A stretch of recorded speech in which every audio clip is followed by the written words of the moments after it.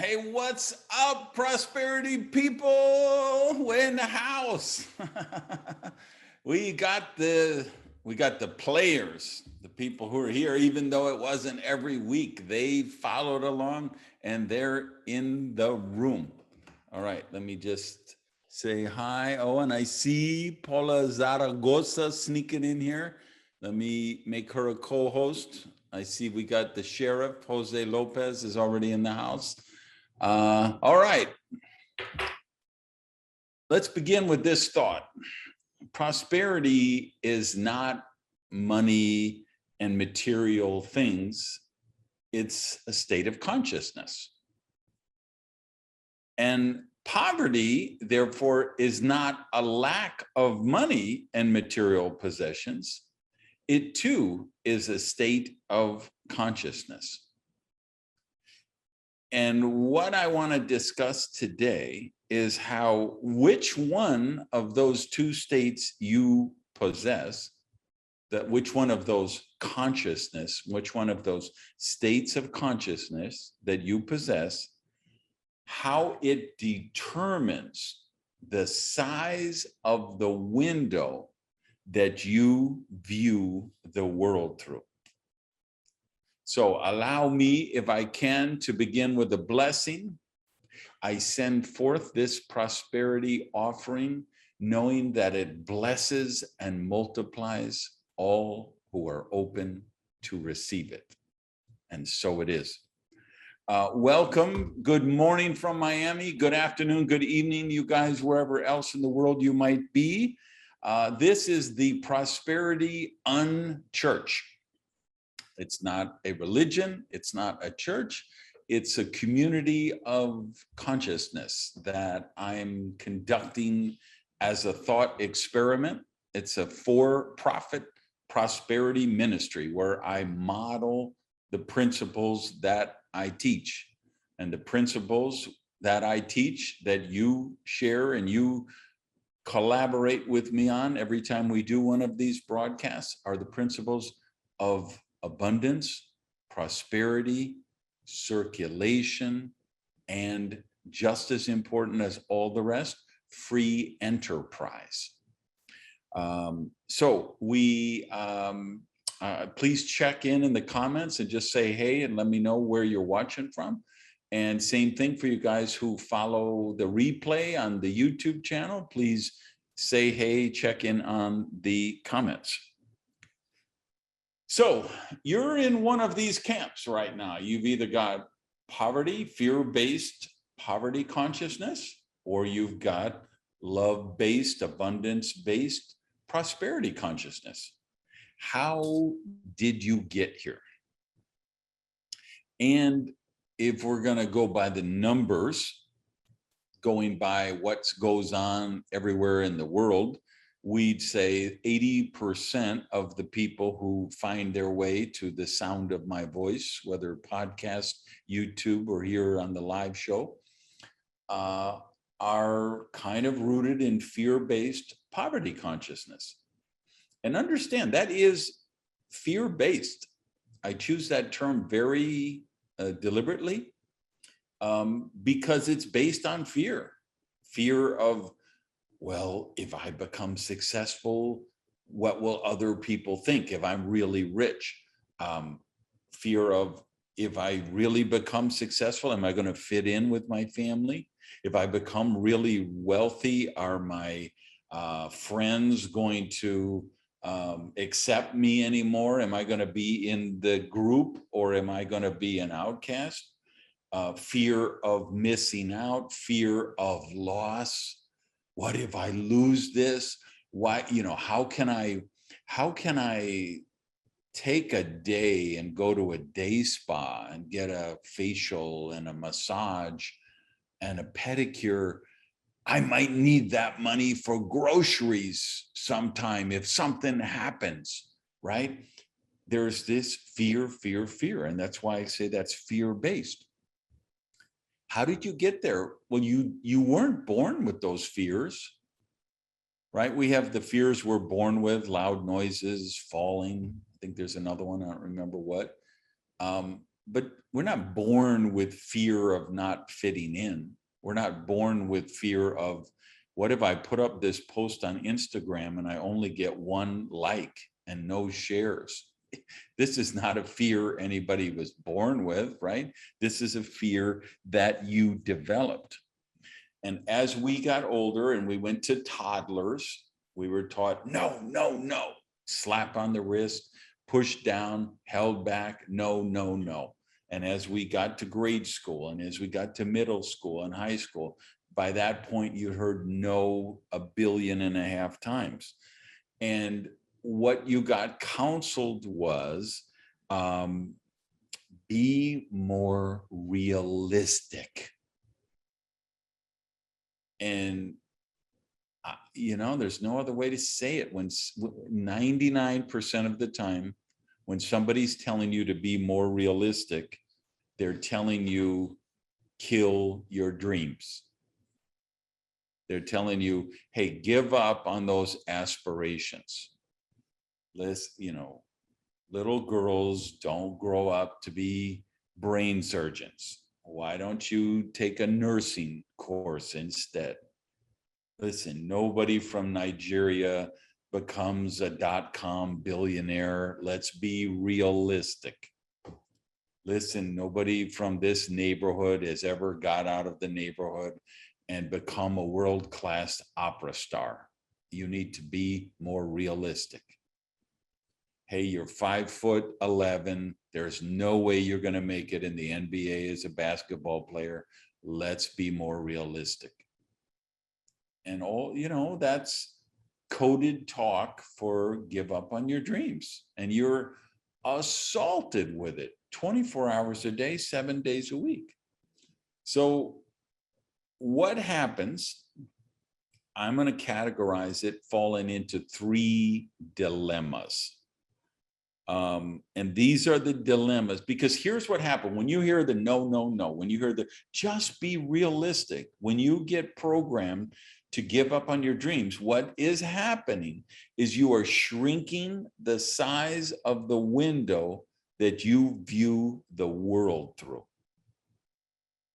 And that's people with prosperity consciousness have a much bigger view of the world.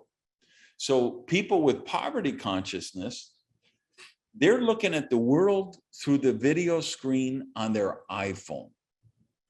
People with prosperity consciousness, they're in the Blockbuster, what's that big 3D theater they have, with the, 80 foot wide, 80 feet high screen. They're viewing the world through a screen like that. And when you view the world through the IMAX, that's what I'm thinking, the IMAX theater. When you have prosperity consciousness, you're looking at the world through an IMAX screen. And when you have poverty consciousness, you're looking through the world through this little 6-inch screen here. And that screen, that window, that's what determines whether you decide, I should apply for this position that pays $30,000 a year, or I should apply for this position that pays $70,000 a year, or I should create my own position that's going to pay me at least $400,000 a year. That's the window that decides, well, I could open up a shoe shine stand and take care of my family, or the window that says, hey, I could launch a new tech startup and become the next unicorn that's valued at more than $1 billion. Every one of those decisions is going to be made by how big of a window that you're viewing the world. So what keeps you in the little window? That's what I should have titled this, this lesson, the little window, right? Let's talk about how do we break out of the little window. So there's 3 dilemmas. The first of these is what I'm going to call the guilt dilemma. And do me a favor, somebody write this in these 3 dilemmas in the comment. Dilemma number 1 is the guilt dilemma. And that comes if you have the core belief that money is bad and rich people are evil, right? that's the common one that's so pervasive in the world, billions of people have, and we talk about it almost every time we do one of these lessons, that all of that program, that it's noble to be poor or it's evil to be rich, and that, you know, to be successful in your company, you have to exploit people. To be a successful in your career, you need to be a bad parent. This is insidious, limiting belief programming that has to be blown up. So that's dilemma number one. So watch for that. Dilemma number two is the martyrdom dilemma. Martyrdom, which is, hey, I need to be a martyr. I'm insecure. I don't love myself. I'm fear-based. So if I act like a martyr, I'll feel better about myself. So I'm going to dedicate my whole life to making everybody else happy.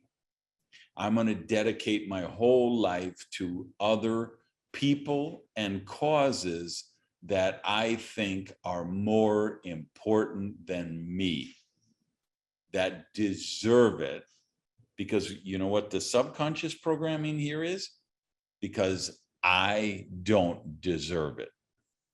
So I'm going to save the rainforest. I'm going to fund the orphanage. I'm going to build the water wells in Africa. I'm going to be the go-to counselor for all of my friends. I'm going to prevent everybody from committing suicide. I'm going to help everybody who doesn't have money. I'm going to take everything from me and give it away. Jose, he is adorable. That's your hijo. Hola, chico, ¿cómo estás? ¿Cómo se llama? ¿Cómo se llama, Tomás, chico? Tomás, dile, ¿cómo te llamas? No, Dile, Tomás, dile, hola, Randy. no quiero. No quiero. Okay, nice to see you, Tomás. All right. So that's I'm the learning belief. prosperity here. This martyrdom dilemma, this is where you get a call from your friend and they say, so I see Ford Jedi Sakes is in the chat. So I call up Ford and I say, hey, Ford, Guns N' Roses has a new tour, and they're going to be in Argentina on September 30th. Why don't we buy plane tickets? There's a scalper site. They're selling the tickets for $2,000. Let's buy the tickets and fly down there and make a weekend in Buenos Aires and see Axl and Slash and the boys. And the martyrdom said, oh my God, no, that weekend would cost me like $3,000. Do you know how many wells we could build in Africa with that $3,000? Do you know how many acres of the rainforest we could save if I spent that money instead of $3,000? The problem with that dilemma is it's based on a false premise. It's based on the two false premises. One is an either or premise, and the other one is a premise of finiteness. So if I asked Ford that and Ford had that reaction, then he would be operating from the belief that money is finite. So if he does something to manifest $3,000, he can use it to go to the Guns N' Roses concert, or he can save the rainforest. But he has to choose either or, which is the other premise. And that's not true, because Ford could manifest $6,000 instead of $3,000, because we know that nobody has a money shortage. They simply have an idea shortage. And any way we can find that solves problems, adds value, or envisions possibility in the world, people will pay us money for that. So Ford could say, well, I can manifest $6,000, so I can go to the Guns N' Roses weekend and I can send the money to the orphanage in Brazil. It doesn't have, so that's the dilemma. And then the third dilemma is, I'm going to call the sensible dilemma. which I'm using, that's code word for the my mom dilemma, right? Because my mom is always gonna make the sensible choice, right? If my mother knew that I buy a watch for $80,000, she would slap me into next week, right? Because she would say, what do you know what you could do with that 80,000? I could remodel my whole house for $80,000. You could buy a house for $80,000. You could, right? She would give me all of the sensible reasons why you shouldn't buy an $80,000 watch. And you know what? They all make sense. That's why it's this sensible dilemma. You say, okay, I want to take a plane, I want to take a vacation and I'm going to fly to Fiji. And it's like a 15-hour flight. I can't remember the flight, but I think it's 14 or 15 hours from LA to go to Fiji, right? So you could say, well, let's go. It's going to be 20 grand for first class tickets, or it's going to be 3 grand for coach tickets. So the sensible thing to do is to buy the economy ticket and be sitting in row 36 in the middle seat in between two people who weigh more than a grown orangutan across the seat, across the aisle from the lavatory, and be miserable the whole flight, be uncomfortable. And it would be, instead of a luxurious vacation, it's like an endurance, it's enduring agony, right? At some point, if you want to kill the sensible dilemma, you understand what are the things that are important to me, right? So for me, I'm like almost 6'2". So it's really important for me to be in a plane seat that's comfortable, that doesn't have my knees pressed against the tray table that the person in front of me and their seat, right? It's important to me to be able to fly around the country and go to softball tournaments, right? It's now, if you say, what about membership in the country club? I say, I could care less about a membership in a country club. I don't care about anyone's status. I don't want to play status games, and I don't like to golf. Looks boring to me. So you could say, there's this country club and it's a $500,000 membership elite. And I'm like, sorry, it doesn't mean anything to me. So my thing would be, I would never buy that because it doesn't bring joy to my life. So the sensible dilemma, what you got to do is figure out, okay, what are the things that bring joy to my life that I would say, no, I'm going to pay $17,000 more for 2 15-hour there and back plane flights to Fiji or Tahiti or wherever, because that's important to me. I don't want to be cooped up in a cattle class carrier, right? So what that is, those are the 3 dilemmas: the guilt dilemma, the martyrdom dilemma, and the sensible dilemma. And that's what keeps the window small. So part of your homework this week, I'll give you a little heads up, is looking at the 3 dilemmas and finding out, am I fallen prey to any of those dilemmas? Right now, just to be clear, because some of you are thinking this or will be thinking this, it's the sensible dilemma. I'm not saying don't be sensible. I'm saying be mindful, right? So if you tell me, Randy, I make $30,000 a year, it would be insane for me to pay $20,000 a year for a plane ticket for my vacation. I would say, you're absolutely right. This would not be a prudent decision for you to, if you earn 30,000 a year, to pay an extra 20 grand for a trip. Be sensible. I don't want you to go in debt, right? That was the last show we did, was how to get out of debt.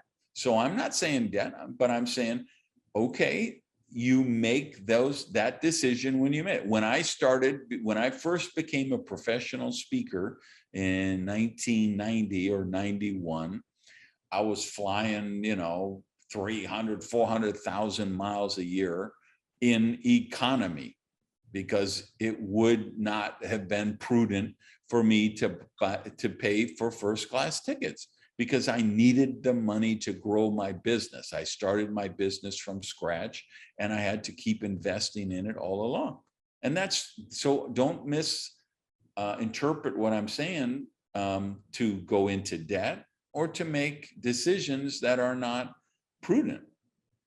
But there are people, and again, I love my mother with all of my heart, but she would be one of those people who would never make the non-sensible choice, right? I shared the story on my YouTube channel one day about when I went to visit her. And so my sister and her husband came over, their kids, and we wanted to watch a movie together with the kids. So I said, hey, let's watch a movie tonight. Let's order pizza. And my mom said, great idea. Let me see who I have coupons for. Like, what do you mean? She's like, oh, this guy has this, Pizza Hut has $2 off and Shakey's Pizza has buy one, get one free. And this, Papa John's has $5 off. And she was going to totally make the decision of what pizza to buy by who had the best coupon.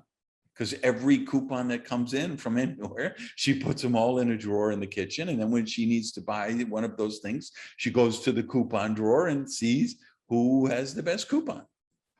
It would never occur to her to say, do I like Pizza Hut pizza better than Papa John's pizza?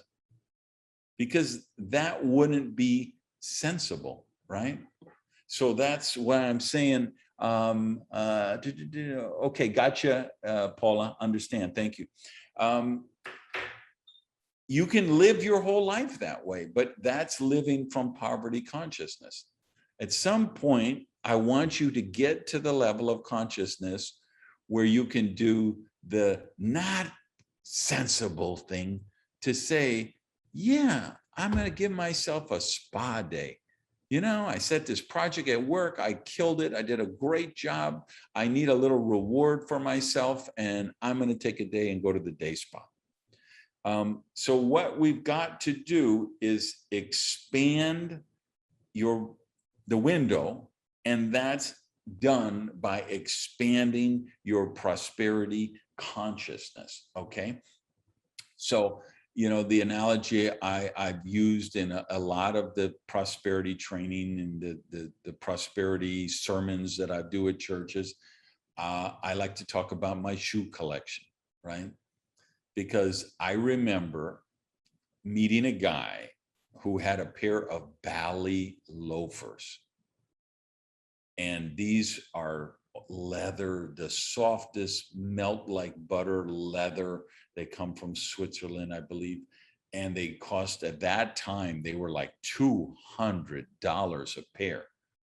And that was mind-boggling to me because that was at a stage of my life where I spent $200 for a car. I literally would buy cars at a government auction for $200 that were falling apart, claptraps. But that's all I could afford, and it would be many months before I could get $10, $20 bills together again to buy a new car. So this guy with $200, so that was a dream I set for myself, right? And I got to the point where I could buy those Bally loafers. And then I found about Prada sneakers that were $500, and then Testoni shoes that were $1,000 a pair. And then somebody introduced me to John Lobbs of London, where they build them, they measure your foot, they create a wood model of your feet, and they build these custom, sew together these custom shoes. And so I flew the Concorde to London for a weekend to go to Lobbs of London and have them make these, models of my feet and buy these shoes that cost $5,000, $8,000, $10,000 a pair. And I remember, and Lornette will remember this if she's on or if she watches the replay. You know, I was doing my homeowner's insurance, and they wanted us to list the value of this stuff. So I listed the value of the shoes in my closet at $150,000. And the insurance agent got this thing and said, is there a mistake here? You know, it says on this form that you have $150,000 worth of shoes. You have $400,000 worth of watches. You know, did you miss the zero, the decimal point? You know, and we were like, no, that's, you know, when you got shoes that cost, you know, and I had these Lobs of London shoes, and I had eel skin shoes and ostrich shoes and snake skin shoes, and, you know, they 10 grand here, 5 grand there. And I had literally a couple hundred pairs of shoes. So it adds up to a lot of money. And, you know, when you have watches cost 30, 50, 80 grand, those add up pretty quick too. So they actually had to send an investigator to my house and come and catalog the shoes and the watches and the jewelry and stuff to give me this insurance policy, right?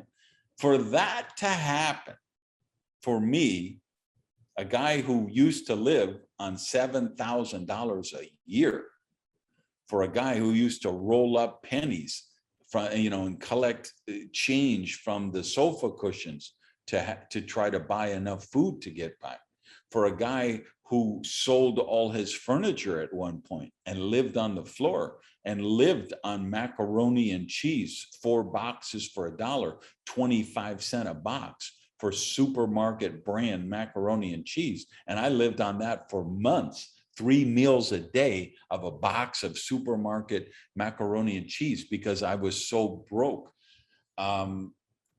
To be able to spend 10 grand on a pair of shoes, or, you know, it was like I flew in the private suite on Emirates Airline when I went to Dubai. That was more than $30,000 for that plane ticket.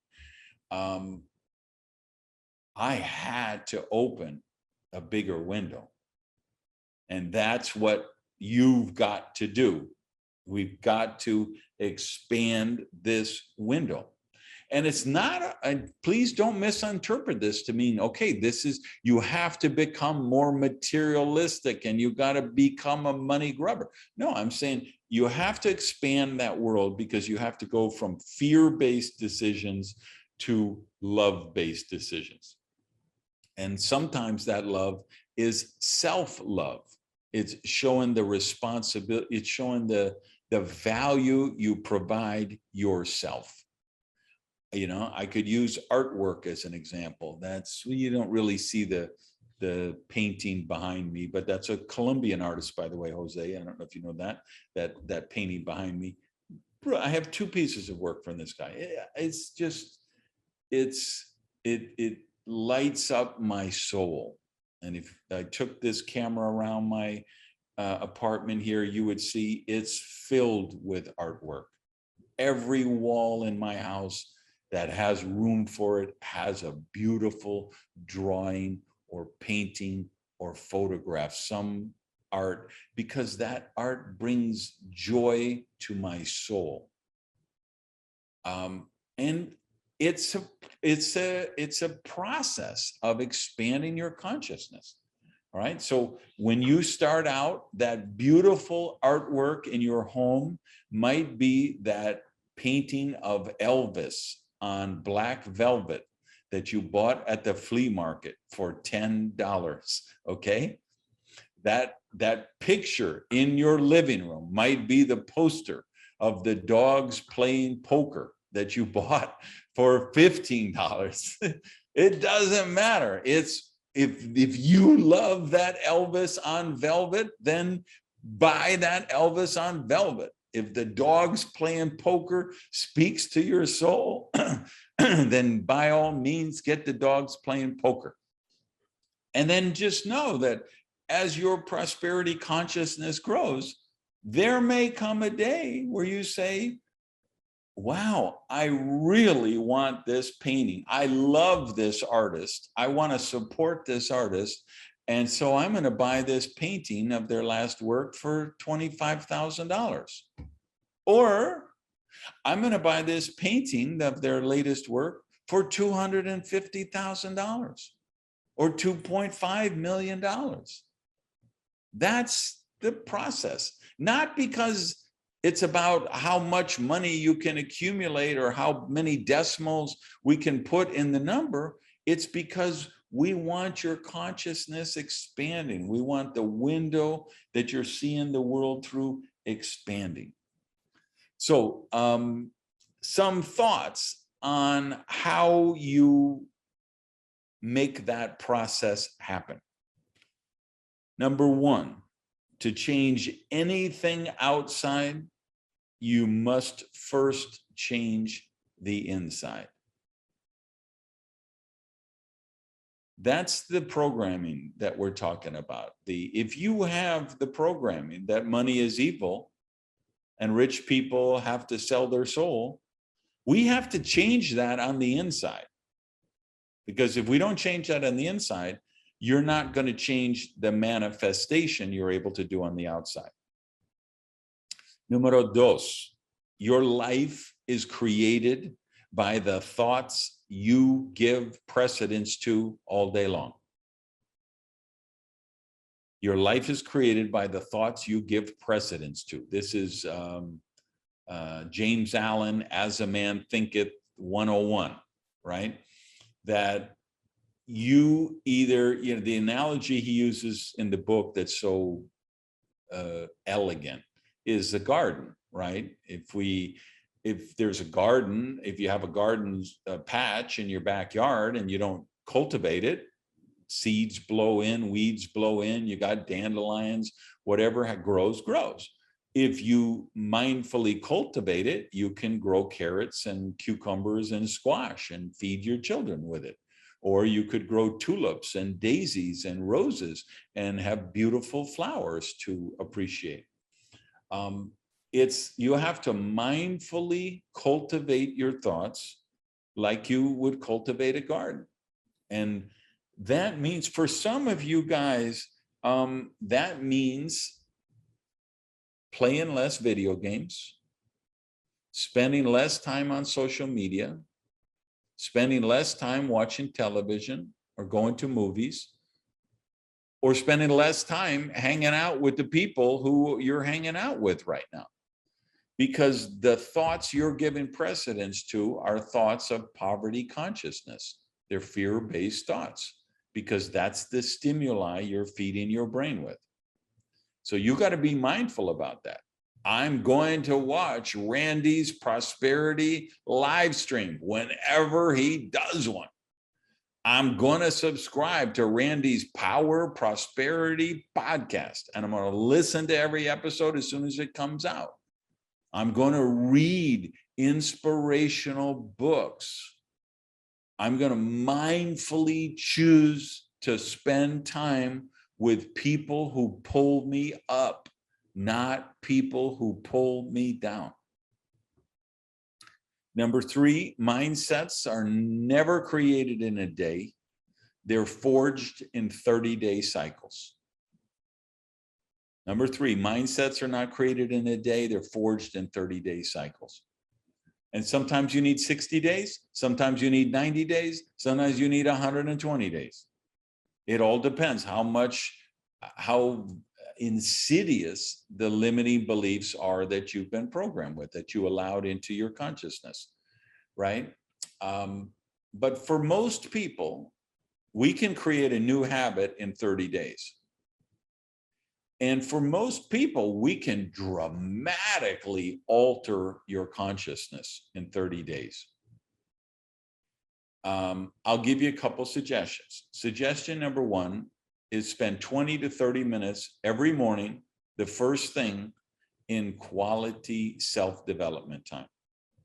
Whether it's the podcast, books, prayer, meditation, learning, cardio, doing cardio while you're listening to good podcasts, 20 to 30 minutes every day. in personal development time. And I'm going to suggest, if you say, I'm just really stuck, Randy, nothing is breaking through for me. I keep self-sabotaging. I move one step forward and then it seems like I'm going 2 steps backward. It means we haven't built the mindset yet. So here's a suggestion for some of you is to watch the YouTube channel that we put all these replays on. It's called Prosperity TV. It's youtube.com/Randy Gage. youtube.com/Randy Gage. Subscribe to that, of course, if you haven't already. But for some of you, what I'd suggest is you might need to watch one show a day every day for 30 days in a row. Or if you're more an audio person, you might go to the Power of Prosperity podcast and need to listen to one episode a day, every day for 30 days straight. And in some cases, you might need to do that or want to do that for 60 days or 90 days. So you really get the programming. So you're just, it becomes second nature to you. There's a tipping point, right? Where you just resonate with this stuff. And then if you saw the email I sent out to the reminder of the show, I said, there are people who are going to watch this show today that this is going to be the most important moment in their life up to now. And I really believe that, because I believe there are people right now in this Zoom room who will realize, holy shit, I have totally fallen prey to the martyrdom dilemma. Or, oh my God, that sensible dilemma, that is, if you looked it up in the dictionary, it's going to have my picture there. The guilt dilemma, that is, I never got rid of those beliefs I developed as a child that rich people are evil. And it took today, Randy saying that, for me to really get it. And now the change happened, right? So this is what happens is we change that mindset, right? So that mindset, like I said, could be 30 days, could be 60 days, it could be 90 days. Take as long as you need. I've been doing this for 30 years now. I'm still working on myself every morning, first thing, quality self-development time for more than 30 years. At 6:30 this morning on Saturday, I was downstairs on the 5th floor of my condo in the gym on the elliptical training, listening to a podcast, growing my consciousness. Right? And tomorrow, that's what I'll be doing. And the day after that, and the day after that, and the day after that. Well, there we go. Ford, are you going crazy? Ford just sent $100 to support the prosperity ministry. Thank you, Mr. Sakes. That's pretty cool. Venmo has a cash register sound. I'm going to turn that off. That's a little, I was like, what's that? I guess I usually turn that off during the thing. See, he's one of the people who's supporting the broadcasts. Thank you, Ford. Anyone else? That's at randygage.com/go. We'll talk about it a little bit later. All right. So mindsets created in a 30-day span. Number 4, you create a better life by creating a better self-image. Here's where people get confused. They think, okay, so I need to fix my environment. I need to fix my spouse. I need to fix my children. I need to fix my boss. I need to fix the economy. I need to correct the world. No, your self-image is created by the pictures you play in your mind every day. And it's how you actually visualize yourself. And that's why the first number 1 insight is so important. To change anything outside, you have to first change the inside. So I want you to start seeing yourself as a prosperous person. And do it, like I say, be sensible, be prudent, be mindful. Do it by stages. But maybe it's just like, wow, you know what I need to start doing is to go to the supermarket where they have the really cheap flowers and I can get a bouquet of flowers for $8. And every week I need to go and spend $8 and get a bouquet of flowers and put them on my kitchen table just because they bring joy to me. Or, man, you know what? As soon as this broadcast ends, I'm driving down to the flea market and I'm going to find a Elvis on velvet painting that I can buy, you know, whatever it is. I want you to start seeing yourself as somebody that has value, that is worth doing things that don't fall into the martyrdom dilemma, the guilt dilemma, or the sensible dilemma. And finally, number 5, if you really, this is just kind of an observation that I've made in, watching this process with all of the thousands and thousands of people I've coached over the years. If you really believe you can achieve something, you'll act on that belief. You will get motivated. You will start the process. But we have to get to the point where you really believe you can achieve it. Right. So, at some point, Paula really believed, I can write a book that the world needs to read. The day she believed that is the day she started writing that book. Jose Lopez had a belief, I need to write a book about money.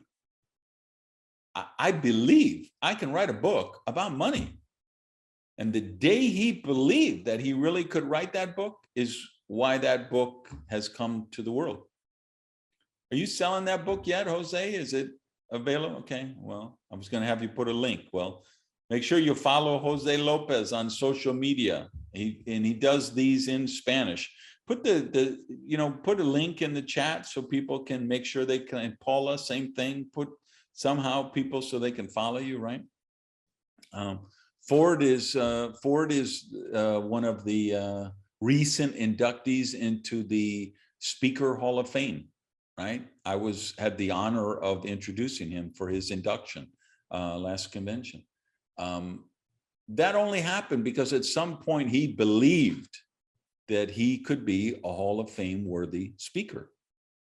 So that's where the process gets. What I want you to know is, once you when you work on that self-image, when you work on the worthiness issues, you'll just get to a point where you believe, hey, that's attainable. I really could do that. You know what I can't afford right now? I love when Randy talks about taking a trip to Fiji or Hawaii or Tahiti. That would be the ultimate vacation for me, because I live in Massachusetts, and it's freezing every winter, and every January it's so cold. Or I'm in Minnesota or Wisconsin, and we have 60 below zero wind chill factors in February. And if I could spend 2 weeks in Hawaii on an oceanfront room in Maui or on Waikiki Beach, that would be a dream come true. And that might cost me $8,000 to do that, or whatever the number is. Then we'll get a point where you say, I believe that. I believe I could do that. I believe I can add enough value to the universe that I can manifest an extra $8,000, and it's going to take me 18 months to do it, or it's going to take me 2 years to do it, but I know I can do it. So you're going to do it. All right, let's tie this together. Every day, the universe asks you one all-important question. And that question is, how much prosperity are you willing to accept today? How much prosperity are you willing to accept today? And the size of the window, if you're looking at the world through your iPhone, or if you're looking at the world through an IMAX screen, that's going to determine how you answer that question. All right, I mentioned the ministry. If you want to support the work, please go to randygage.com/go. Venmo, PayPal, debit card, however. And I love it if you say, I'm not manifesting a lot right now. I can only give $1 to support it. I can only give $5. I get a bunch of those and they warm my heart. It just show me you get it. You get the principle of circulation. Yes, we have people like Ford who give much more, but if I see $1, it means something, right? And then share the broadcast, right? The YouTube channel, the replay is up every Monday night. The podcast, it's up every Monday morning. Like it, comment on it, rate it, and share it. And that's going to determine how often I do these. As you saw, I was doing them every Saturday. I just can't justify that at this point with the other projects that I need to do, the clients that I have, that I'm working for, that, supporting their efforts. So I'm doing this as the best I can decide to manifest the time, and I determine that by how much you support it. And the other thing you should know is I left social media 2-3 weeks ago. I shut down my Facebook page, my Twitter page, my Instagram page. I haven't posted since. I don't look at them. I don't see the DMs. I don't see the messages. I decided that was an environment of toxicity that no longer served me. And I decided I'm going to go into my lonely writer's garret and I'm going to do my work. I'm going to write my books. I'm going to do these live streams, and I'm going to publish my blog and my podcast. And the people who are open to the message, I'm going to trust the universe that they will find their way to me. So I didn't go on Facebook and Twitter or anywhere and tell anybody about this. The only way you know is if you go to my website, or you follow the, you get my newsletter, my Gage on Prosperity newsletter. I send out a Friday philosophy every week. So I'm counting on you guys. If you want to see these continue, you got to share them, because I have no way to get the word out to the rest of the world. I'm deputizing. Let me tell you who I'm deputizing.